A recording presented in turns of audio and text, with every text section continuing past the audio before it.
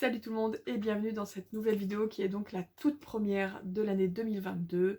Donc j'en profite tout de suite maintenant avant que j'oublie pour vous souhaiter une très très bonne année. J'espère qu'elle sera encore mieux que 2021 et même 2020. Hein. Et si vous avez eu une bonne année en 2021, c'est super cool. J'espère quand même que 2022 sera meilleur. Voilà. Donc aujourd'hui, je vous retrouve pour cette première vidéo de l'année pour un book haul. Voilà, un peu vous présenter les derniers bouquins qui sont arrivés dans ma pile à lire, qui sont principalement hein, des cadeaux que j'ai eu à Noël ou à mon anniversaire.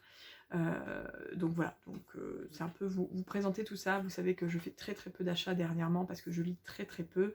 De toute façon, je vous expliquerai tout dans une vidéo bilan 2021, objectif 2022, qui arrivera là dans les semaines qui viennent, parce que voilà, il y a des choses à expliquer quand même, que j'ai déjà eu l'occasion d'expliquer sur Instagram, mais tout le monde ne me suit pas assidûment sur Instagram, d'autant plus que j'explique ça en stories, et que les stories restent 24 heures seulement. Donc voilà. Je reprendrai tout ça, voilà, pour vous expliquer un petit peu le pourquoi du comment ça a été compliqué en 2021, et notamment alors que je pensais vraiment revenir à partir de septembre de manière intense sur la chaîne. Voilà, pourquoi finalement je n'y suis pas arrivée. C'est pas une question vous verrez, c'est pas du tout une question de se justifier, c'est plus une question d'expliquer. Et ce qui est prévu pour 2022. Voilà. Bref, pour le fond, derrière moi, en fait, je suis exactement au même endroit que précédemment dans les autres vidéos. Simplement, on a enlevé la bibliothèque qu'il y avait, parce qu'elle prenait beaucoup de place pour finalement peu d'intérêt au final, enfin pour nous. Et j'avais surtout besoin d'un bureau, donc Rani m'a fait un bureau à cet endroit-là, donc je suis ravie. Il n'est pas fini d'aménager, de décorer, de tout ce que vous voulez, donc voilà, il y a encore plein de choses à refaire ici. Si vous entendez du bruit, Rani est en train de jouer au PC juste devant moi.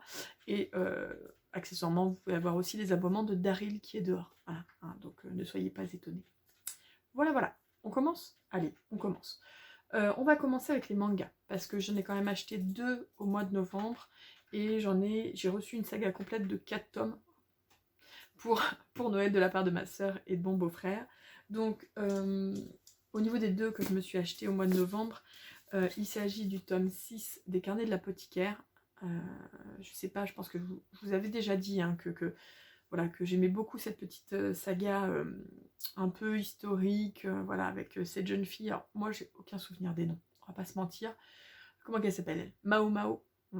Mao Mao, voilà, en fait, qui est apothicaire et qui se retrouve dans le premier tome à devoir aller dans la cité impériale, je crois que c'est ça, voilà, au cœur du palais impérial.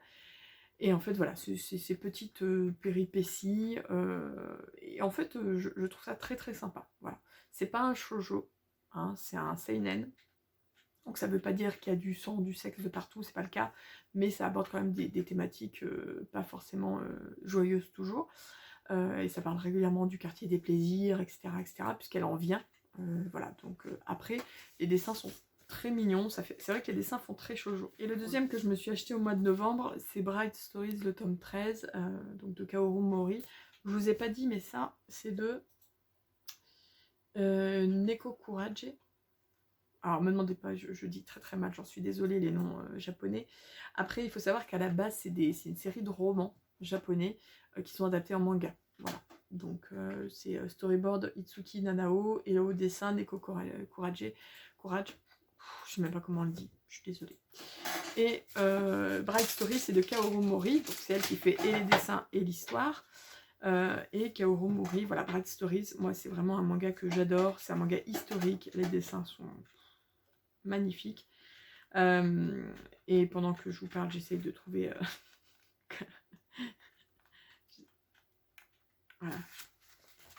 Hop, regardez-moi ça. Magnifique. Et vraiment, c'est super sympa. Donc je ne l'ai pas encore lu celui-ci, mais je pense que ça tardera pas trop. Et les Carnets de l'apothicaire, il y a le tome 7 qui sort là, début janvier je crois, donc je vais pas tarder aussi à m'acheter la suite. Et donc on m'a offert également cette saga-là que je ne connais absolument pas du tout.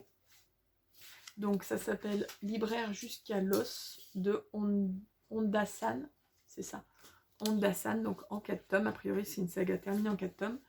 Ça a l'air d'être un manga humoristique. Merci Kirk.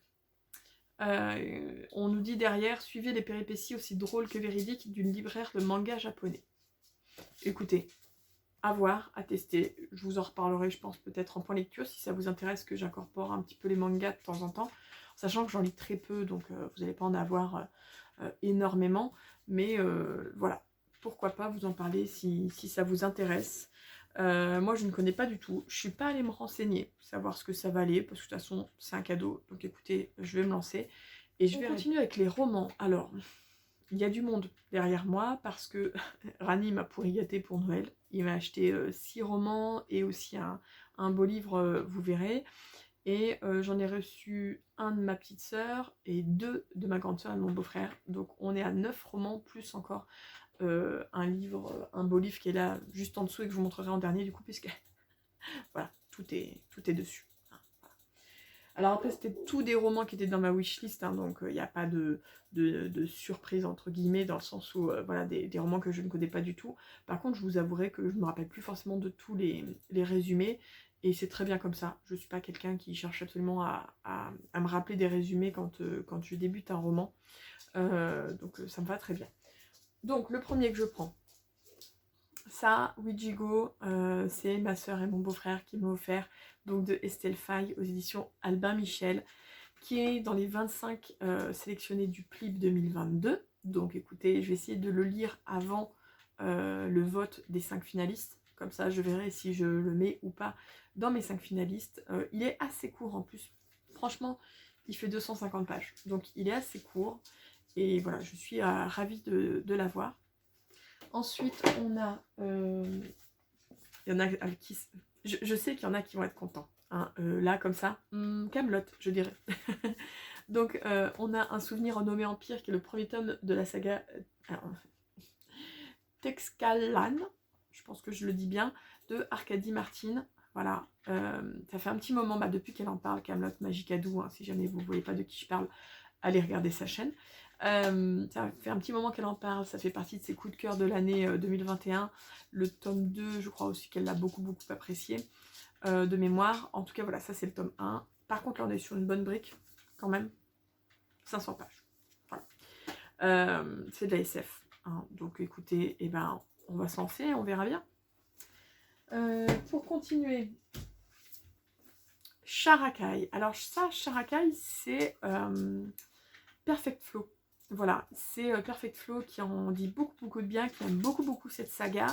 Donc du coup, je me suis lancée, ça fait un moment, enfin je me suis lancée, je l'ai mis dans ma wishlist et Rani me l'a pris. Ça fait un moment en fait que je me dis, ah, faut que je me le prenne, et à chaque fois que je vais en librairie, ils n'ont pas le tome 1 en stock, et j'ai la flemme de commander. Voilà, comme j'ai toujours plein de choses à lire, voilà, je commande pas. Mais du coup, voilà, je l'avais mis dans ma wishlist et Rani l'a pris, donc de Bradley Pays-Beaulieu chez Brajlon. Donc là, j'ai le format poche 1.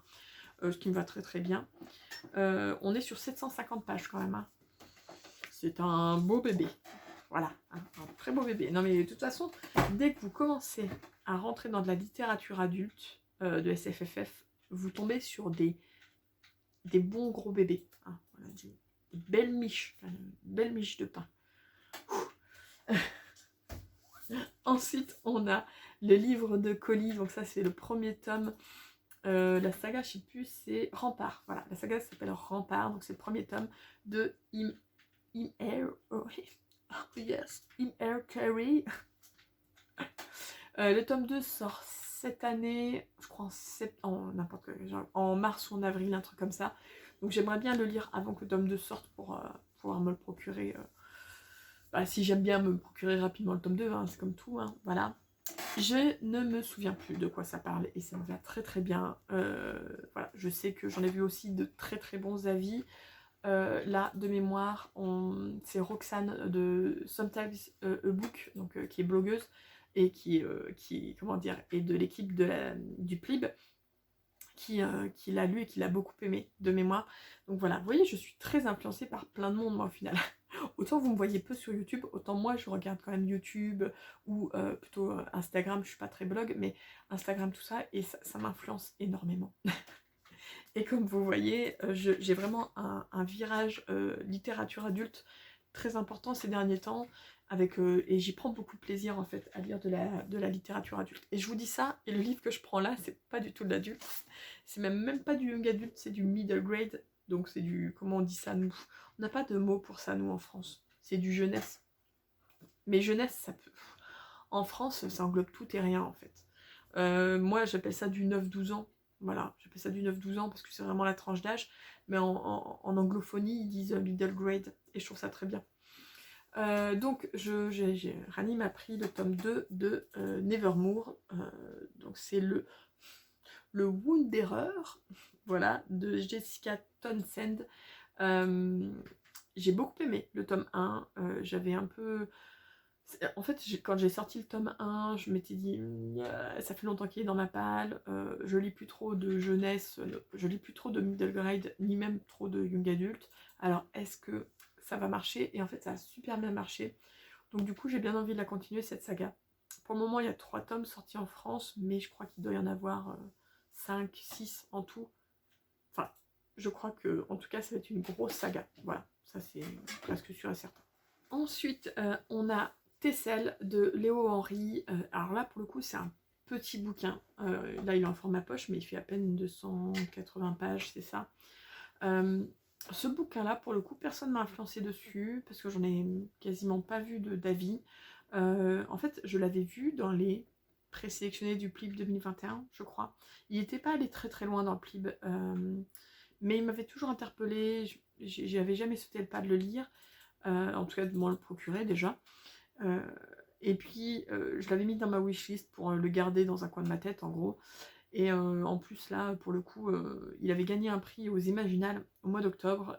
Donc vraiment il est resté voilà, dans un coin de ma tête, et Rani me l'a pris. Donc écoutez, c'est super, je sais que voilà, c'est une sorte de... Voilà, c'est un roman de fantasy, ils nous disent, qui renouvelle avec originalité et talent les récits de quête initiatique. Donc écoutez, en tout cas, voilà, pour la taille du bouquin, c'est clair qu'on va pas se priver, hein, on verra bien de toute façon. Mais c'est bien aussi des fois de lire des trucs qu'on voit pas trop passer, parce que c'est comme ça qu'on fait des belles découvertes et qu'on peut potentiellement influencer les autres. Un autre bouquin qui me fait envie depuis très longtemps, et je crois que c'est aussi Kaamelott qui l'a lu et qui l'avait beaucoup aimé, c'est Un gars et son chien à la fin du monde de C.I. Fletcher. Ce livre-là, il avait fait partie des livres pendant la dernière campagne Ulule qu'on avait fait pour le PLIB, et ma belle-mère l'avait pris, et puis c'est vrai que j'aurais pu lui emprunter, hein, mais pour le coup je l'avais gardé dans ma wishlist, et voilà, Rani me l'a pris également. C'est du post-apo, il y a une histoire d'un gars qui se fait chourer son chien et qui part du coup à la recherche de son chien, et a priori c'est très très sympa, donc écoutez, on verra, voilà, j'ai très hâte de lire également. Ensuite, toujours Kaamelott.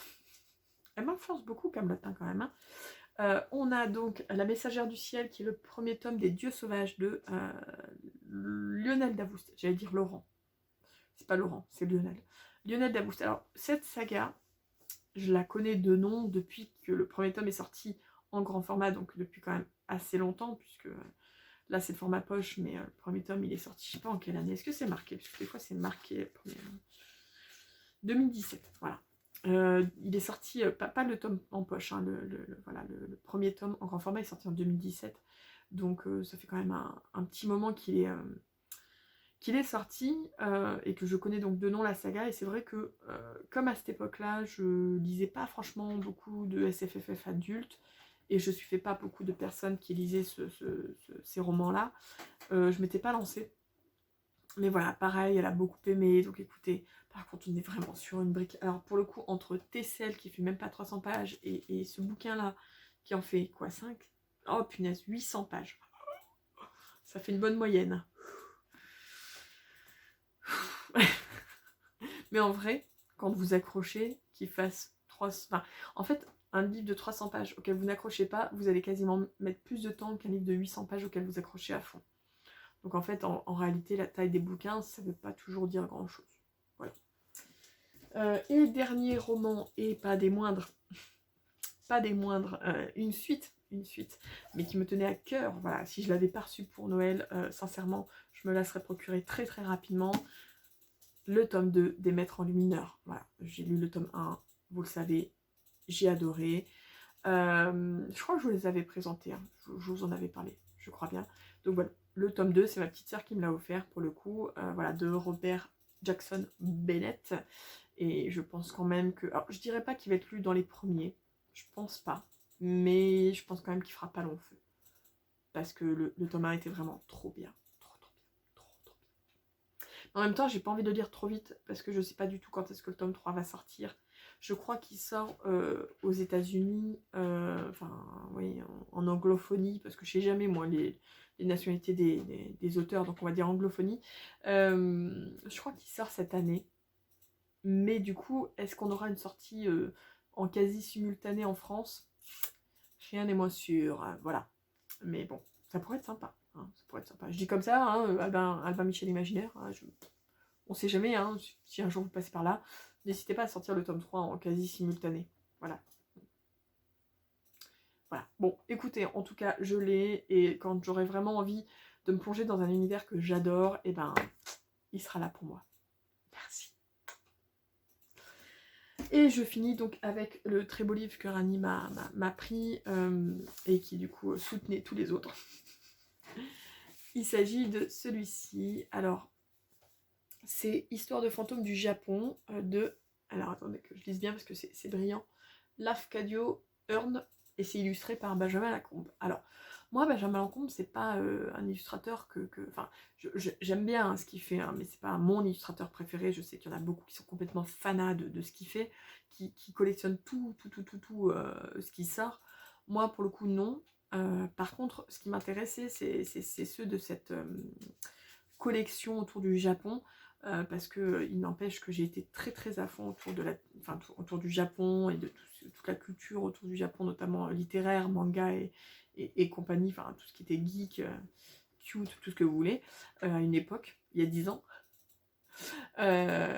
Il n'y a pas forcément toujours beaucoup de choses qui existent sur les histoires de fantômes ou de créatures surnaturelles de la culture japonaise. Et donc du coup, ce livre-là m'intéressait énormément. Et Rani me l'a pris, donc je suis ravie. Et en fait, c'est pas un livre documentaire. C'est vraiment en fait des sortes de nouvelles. Voilà. A priori.